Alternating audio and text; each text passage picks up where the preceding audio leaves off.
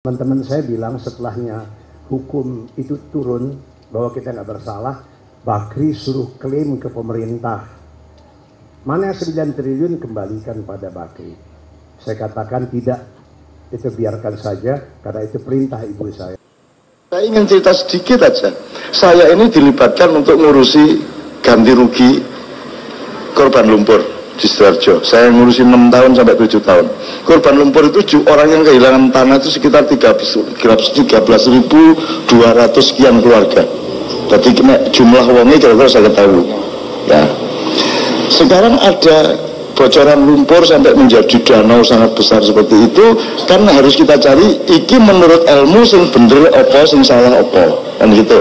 Menurut para geolog dan kemudian menurut aturan undang-undang negara dan penyelidikan dan analisis para geolog negara, Mahkamah Agung mengambil keputusan bahwa Lapindo tidak bersalah. Itu menurut negara. Tapi kan negara tidak dipercaya oleh teman-teman ini. Jadi pokoknya tetap disalahno. Yes, disalahno. Jadi pokoknya pihak Lapindo harus membayar, kan itu. Oke. Sekarang mereka juga tidak mau tahu Lapindo dengan Bakri tidak sama. Lapindo itu bukan Bakri. Salah satu anaknya Bakri punya saham di Lapindo. Itu pun cuma sepertiga kurang.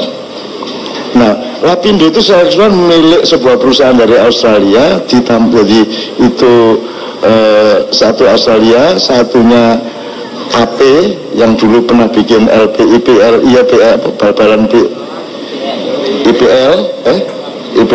pokoknya ada AP, satunya yang anaknya atau adiknya Abu Rizal Bakri itu. Jadi bukan bagian dari kelompok Bakri. Tapi kan sing terus apa? Bakri, mergo dhek wong Islam, mergo dhek wong pribumi kok soge, mesti jahat itu. Kan gitu. Cara berpikir awake dhewe ngono kabeh, termasuk awake dhewe kadang-kadang. Semua koran di Jawa Timur di Indonesia itu begitu cara berpikirnya. Jadi saiki sapa sing kudu bayar wong Bakri gak salah. Nek pemerintah sing bayar untuk undang-undang bencana alam Pak, paling 20 juta saumur. Kan gitu, tidak mungkin negara membayar semua itu. Jadi tidak ada kemungkinan uang sing kalangan omah sakniki iku duwe omah.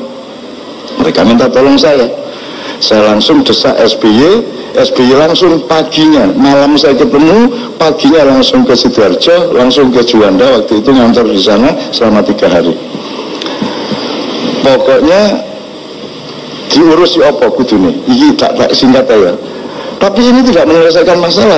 Pak SBY hanya bisa bikin perpres bahwa ini harus dibayar gini. Tapi itu perpres, tapi itu bertentangan dengan Mahkamah Agung yang menyatakan tidak bersalah. Nah, jalannya karena tadi Pak Wabub sudah mengatakan ada jalan keluar yang namanya dialog, ada jalan keluar yang namanya kultural, jadi ono sing seserawungan, bebrayan, ono jalan keluar militer, ono jalan keluar kekuatan politik. Tapi nek kabeh iku gak iso ya kekuatan spiritual. Nah, ini yang mungkin harus dilakukan di sini. Jadi ketika saya diminta tolong, saya kan tidak punya jalan. Ya apa jalan kan oleh omah, wong pemerintah gak kudu bayar paling pol sak wong situ paling 30 juta sak keluarga, 20 juta malah Pak. Ya 20 juta, kayak apa 20 juta? Kayak tuku pulsa entek. Ya kayak teplek dulu aja. Gitu. Nah, teman-teman sekalian, saya kemudian menemui ibunya Bu Bakri almarhum, tapi sing almarhum bapak ya, ibu Juni Jon. Aku kondong ini, terus akhirnya Bu Bakri sabda ke anaknya yang namanya Nirwan, adiknya Izal. Nirwan, kamu bayar itu Sidoarjo. Saya ingin orang Sidoarjo besok-besok berkata, alhamdulillah untung ada lumpur. Ya, jadi lumpur tidak disesali tapi disyukuri.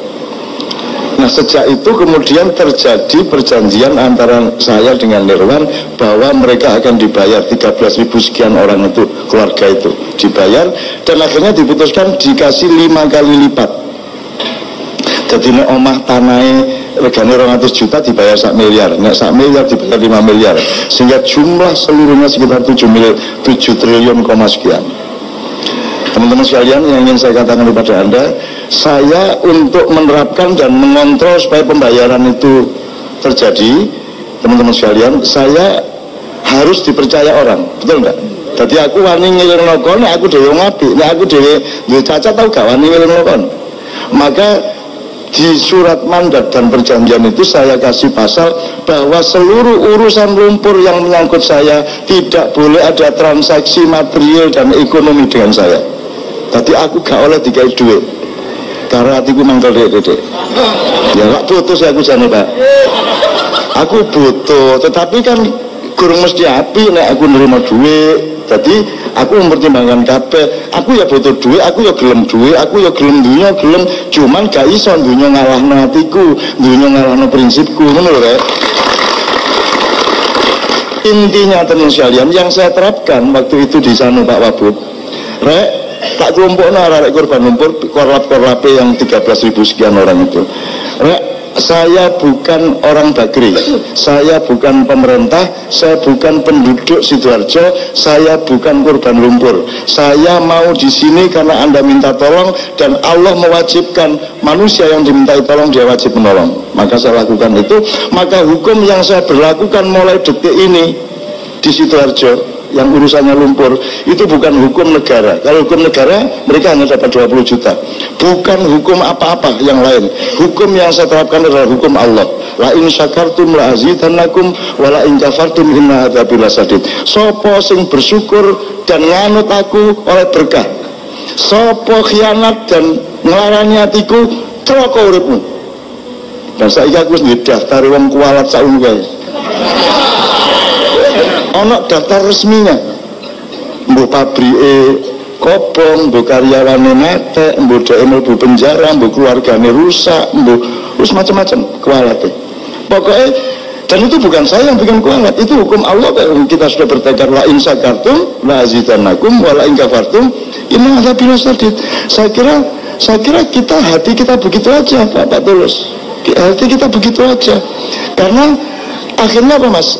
Tidak satu orang pun di dunia mengakui bahwa ada orang bersedekah sampai 7 triliun. Oh saya ngakoni. Mana koran yang mau memuat itu? Mana TV yang mau memuat itu? Jadi ojo meneh kok kebenaran di Mojokerto. Kebenaran ada orang infak 7 triliun lho kan wong ngakoni Pak. Mulu kepengin selamat Indonesia. Karena atiku tak dono gak selamat kon kabeh. Iya teman, karena poel tali itu di tanganku akhirnya. Menurut. Tapi kan aku iki wong gak tegoan.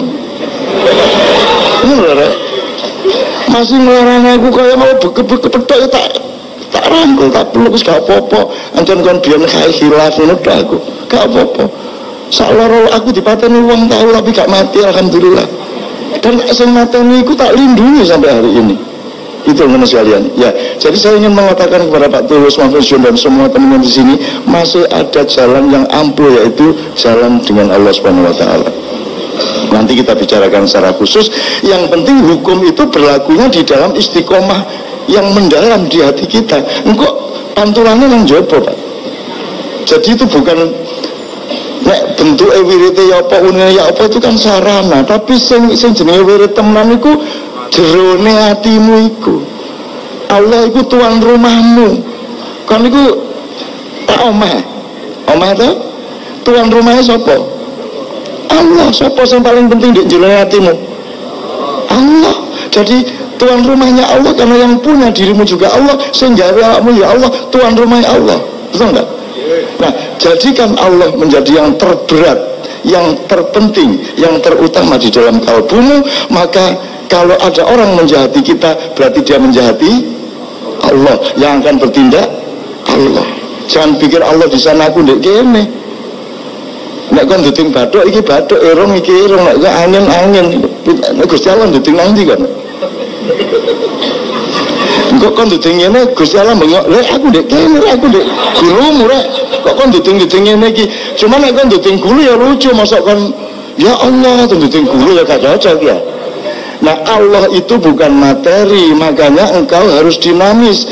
Allah itu ya di dalam dirimu, ya di luar dirimu, ya dimanapun, kemanapun engkau menghadapkan wajahmu, kamu ketemu Allah. Dan Allah tidak bisa dihitung lor kidule, dawa cendake, dukur ndek gak ono hitungane, karena dia bukan materi.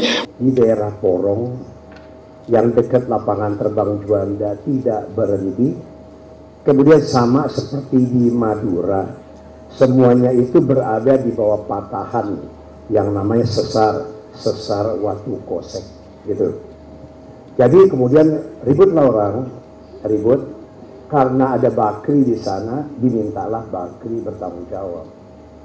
Saya mengatakan bahwa saya tentu akan bertanggung jawab, tapi bukan ganti rugi. Pergilah ke pengadilan. Ke pengadilan, ibu saya sebelum ada keputusan mengatakan, kamu mesti kasih mereka sebagian rezeki kamu. Saya bilang saya nggak salah. Dia bilang nggak peduli salah atau benar, pengadilan memutuskan kamu menang atau kalah, bantu mereka. Mereka nggak punya apa-apa, kamu punya banyak. Gitu. Akhirnya pengadilan Mahkamah Agung 2 kali.